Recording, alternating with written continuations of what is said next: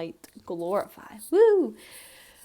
So this is, if you don't know who I am, and if you're new to this channel, just click and subscribe. If you like the content, that'd be great.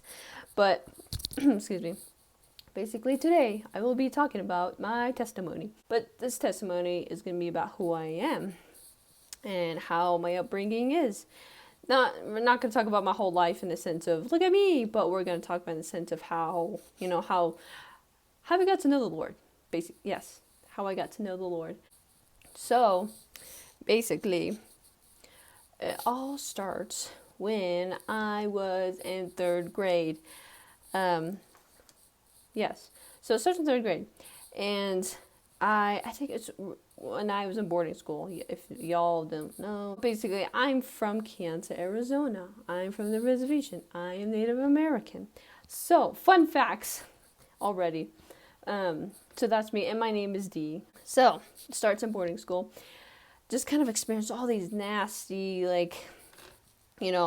just not really good girls, mean, and, my sister and I were both there, and so it was probably within the first week, and I got something stolen. But I confronted her, and she was like, "Oh, I'm sorry, I took your brush. Here you go. I got it." Anyways, I'm giving you a basis of how this boarding school is. So there's that. There's a girl. In a way, I was trying, protecting my little sister because she was being bugged around, and she was needing my help, and a terrified little girl. She was probably in kindergarten. But anyways, just not a lot of good stuff. And the point is, it was not a good year for me being in boarding school. I hated it. I did not like it. So that's what happened. But then the summer turns out so great. And this is when I got to know Christ for the first time. And so my grandparents, in the past, they were, and God bless my grandpa, but he's passed away now. But he was a pastor. My grandma would help them. I think she might have pastored on the side sometimes. But they were church planters, and so creating, building up the church and foundation or whatever. But anyways, so they're huge church goers, and especially revival goers. And so revivals, I describe them as just putting up a huge tent, for moving evangelism. There we go. Moving evangelism, where they just take a big old tent and put chairs in there, have music, have worship and everything, have a sermon, have someone talk. So that's basically what they went to. And there's one for kids, and there's also one for adults. And so I went to the kid one, and at this age, aspect of just traveling around and seeing new places, And so me going with my grandparents and with them and learning about Christ and having a lot of fun in Bible camps and stuff. And the one thing I remembered being this group of people are just different, was just the light, the light that beamed from them. Everything felt different. They felt welcoming, they were kind. And not a lot of people are like that on the reservation.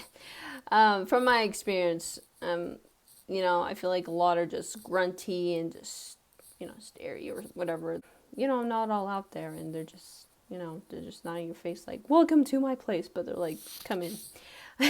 So if you're Native American, sorry, but you could know what I mean. But, so that was just kind of one of the differences, is that, and so I got to meet a friend, and knowing my past with boarding school kids, there's this really nice girl. I don't know why, but I was eating breakfast. It was camping. So, went to the Bible camp, woke up, it's really pretty that morning, and I got some cereal, and this little girl sits by me, and we are eating, and I was thinking, this girl's gonna be mean. She seems nice right now, but I think she's gonna be mean later. But she turned out just to be who she was, which was just completely nice, which was awesome.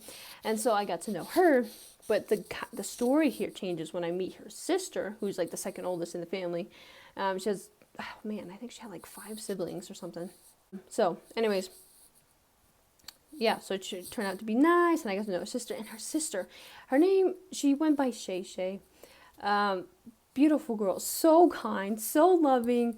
I looked up to her, and I saw, now I can say, I saw Christ, I saw her light, I saw how loving she was, and And, you know, if there was like some like issue that was a problem, and if I were to face that, and I would have been like angry, her, it was just more of like, oh, like a lot of compassion and grace and love and patience.